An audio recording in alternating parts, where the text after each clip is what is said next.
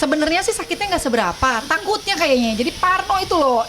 Itu kayaknya yang bikin saya jadi deg-degan. Padahal tadi setelah udah dimasukin ditusuk gitu sih, ya udah aja gitu nggak sakit. Cuma memang pas baru mau ditusuk sama pas ditariknya, ya karena takut ya. Jadi mungkin tegang kan, jadi berasa gitu.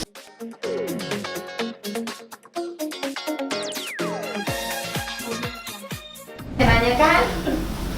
Mbak jangan salah tusuk ya Mbak. Enggak Iya, jangan ditarik. Oh, iya oke. Videonya lah sini. Mbak.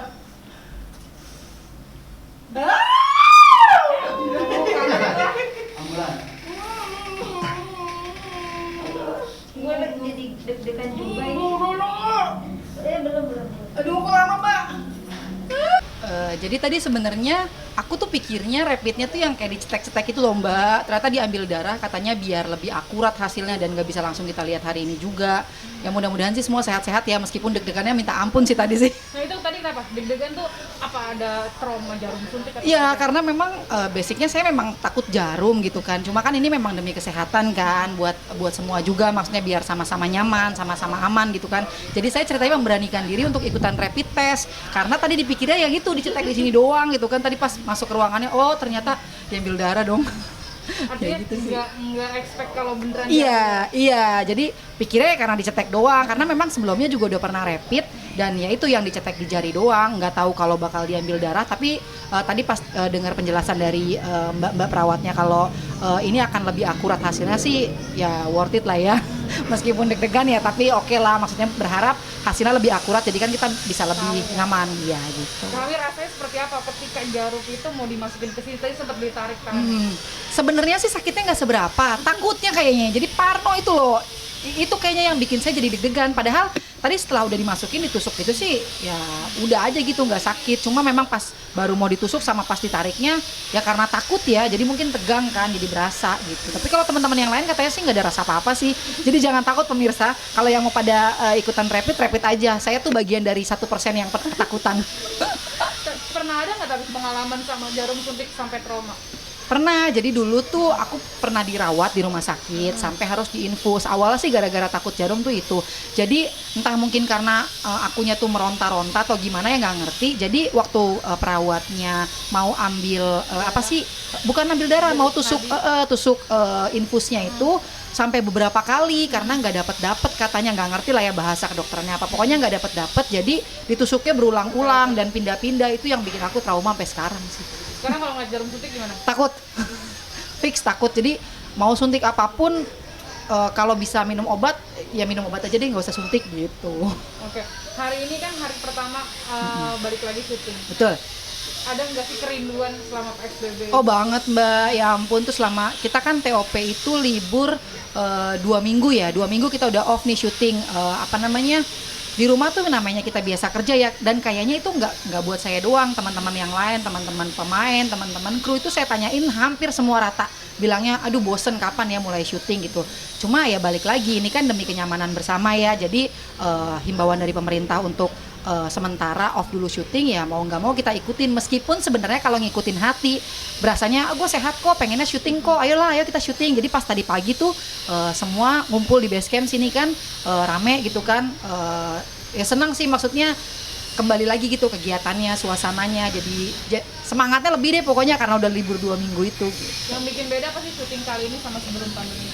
Yang pasti yang sekarang masing-masing dari kita lebih aware lagi sih sama protokol kesehatan ya, kayak masker tuh mungkin yang kemarin udah dipakai, sekarang tuh lebih ketat lagi, maksudnya mungkin Meskipun ngap ya? iya meskipun ngap ya, kita memang bener-bener buka saat kita memang bener-bener mau take aja, setelah kita selesai take ya kita pakai lagi. Terus kayak sekarang tuh aku tuh kemana-mana bawa tas yang isinya tuh kayak sabun cuci tangan, terus steril gitu kan, terus sama kayak gitu masker tuh ada beberapa gitu kan, pokoknya kayak gitu-gitu deh. Alat makan aku bawa sendiri, jadi tas tuh isinya penuh pokoknya. Itu sih yang beda sih. Sama di set tuh kita nggak terlalu rame karena pokoknya yang memang ada di set adalah orang-orang yang memang berkepentingan pada saat itu. Kalau yang enggak, biasanya ya kita mencoba untuk memisahkan diri lah biar nggak ada kerumunan yang terlalu banyak gitu. Terus kayaknya ada satu lagi sih, biasanya kan kalau kita syuting suka ditontonin ya sama masyarakat gitu kan, sama lingkungan. Kayaknya ini mungkin udah ada himbauan juga mungkin ya dari orang lapangan untuk masyarakat sekitar jangan berkumpul untuk lihat apa namanya proses syuting. Jadi ya gitu sih, jadi agak lebih sepi, agak lebih hening, tapi tetap kok kita tetap semangat yang ada di lapangan gitu. Mungkin boleh disinggung sedikit mengenai perannya Kak Hami. Oh ya, saya Hamidiah di sini di TOP berperan sebagai Jubaidah atau Poedah, di mana saya adalah istrinya Bang Bowo. Nah, Bang Bowo sama Bambang ini ceritanya jambret yang lucu, jambret konyol. Maksudnya ini bukan jambret yang beneran ya, maksudnya jambret tapi rada gimana ya. Pokoknya kalau beraksi tuh gagal terus dan lebih ke komedi sih gitu.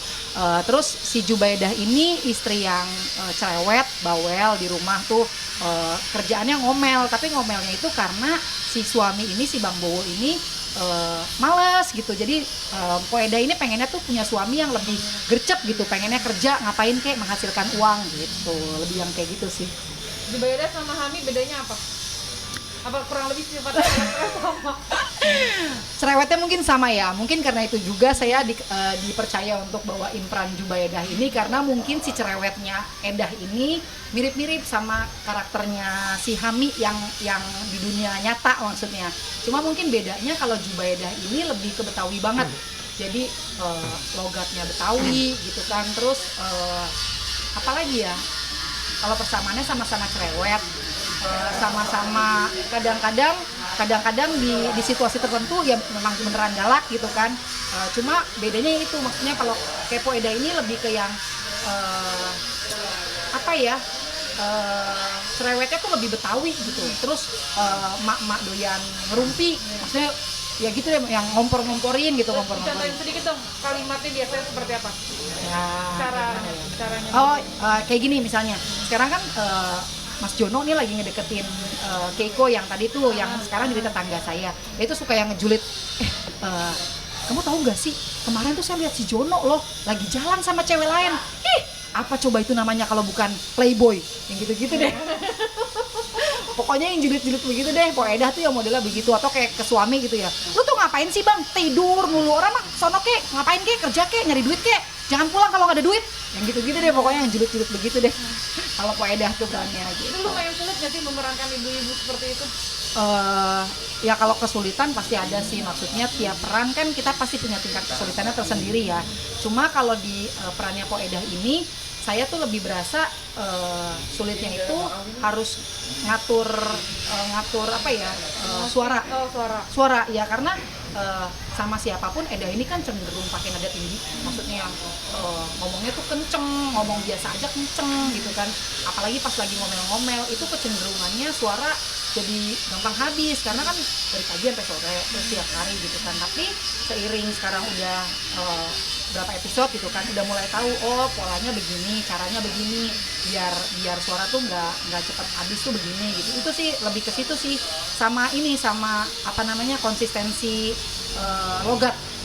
Karena Betawi kan tetap punya ciri khasnya sendiri ya mbak, kayak ntar suka kecampur-campur antara saya sama gua, tadi ngomong gua sekarang ngomong saya gitu, yang kayak gitu-gitu sih, lebih ke konsistensi itu. Tapi dibantu banget sama teman-teman yang di lapangan kan, ada sutradara, ada teman-teman yang lain yang nih kayaknya lu salah deh, lu harusnya ngomongnya gua deh, ini deh gitu. Itu kebantu banget sih. Pernah nggak di sekeliling Kak Hami ada yang komplain, lu sekarang kalau ngomong jadi nada tinggi mulu sih? Karena Oh ada, iya kadang-kadang ada. Jadi kayak di rumah aja tuh kan, karena kita setiap hari ya mbak, maksudnya setiap hari memerankan Jubaidah, jadi kadang-kadang ada karakter-karakter yang sampai ke bawah gitu di luar. Itu ada sampai, mami kok ngomongnya gitu sih, anakku tuh suka ngomong gitu, mami kok ngomongnya gitu sih, apa namanya, teriak-teriak, kakak denger kali gitu. Ya kadang-kadang suka yang, oh iya juga sih ya, ngapain juga teriak-teriak gitu. Jadi ke bawah sih mbak, pasti secara otomatis ke bawah. Apalagi maksudnya saya kan di peran Poedah ini adalah lanjutan apa namanya, dari peran saya di Gober dulu kan, sama-sama Poedah gitu kan. Jadi kayak udah hampir setahun gitu kan ya, jadi kayak bisa dibilang ngelekat lah, ibaratnya jadi nyatu gitu. Mungkin suka dukanya berperan jadi Poedah di TOP seperti apa sih? Sukanya ya karena kalau di keluarganya Bowo ini mbak, lebih ke arah komedi. Jadi saya senangnya itu pada saat ntar ada penonton yang misalnya pemirsa yang ketemu saya gitu, oh keluarganya Bowo lucu ya gitu, punya suami on begitu, ibaratnya gitu ya, bahasanya gitu ya, istrinya gini, itu saya senang. Tapi di sisi lain ada juga maksudnya yang negatifnya tuh yang ini kalau saya lihat tuh di Instagramnya TOP gitu kan, itu ada aja yang julid yang bilang itu si Poeda mendingan perannya dihilangin aja, apa namanya, jadi istri nggak ada akhlak yang gitu-gitu dia pokoknya, yang kayak gitu-gitu juga banyak. Jadi ya plus minus sih sebenarnya. Tapi saya senang sih. Tapi artinya melekat ya. Iya betul. Berhasil ya. Iya melekat. benar. Awalnya saya berasanya gini, ada aja yang DM ke Instagram saya gitu kan. Jadi istri tuh harus hormat sama suami, nanti nggak bisa nyium bau surga yang gitu-gitu dia. Sampai ke komen-komen ada tuh yang begitu. Awalnya rada-rada berasa juga gitu kan. Tapi lama-kelamaan makin kesini makin saya ngobrol sama pemain-pemain yang udah lebih dulu di dunia acting gitu kan. Maksudnya saya jadi paham, oh iya berarti peran Jubaedah ini saya dapat gitu, sedikit banyak saya bisa peranin peran ini dengan cukup baik meskipun belum sempurna, tapi paling tidak menuju ke arah sana gitu. Buktinya pemirsa yang nonton tuh kebawa emosinya gitu, bisa marah sama saya, bisa sebel, bisa kesel ngelihat saya yang marah-marah mulu, itu saya senang juga sih. Oke, mungkin terakhir boleh closing sekaligus promo. Oh boleh. Oke, cut dulu bentar. Sorry. 3, 2, 1, action. Ya, untuk pemirsa Gospot semuanya, jangan lupa nonton Tukang Ojek Pengkolan atau TOP setiap hari jam 16.00 di RCTI Oke, karena ceritanya makin seru, makin kocak, pemainnya juga makin variatif. Pokoknya kalian harus nonton buat hiburan.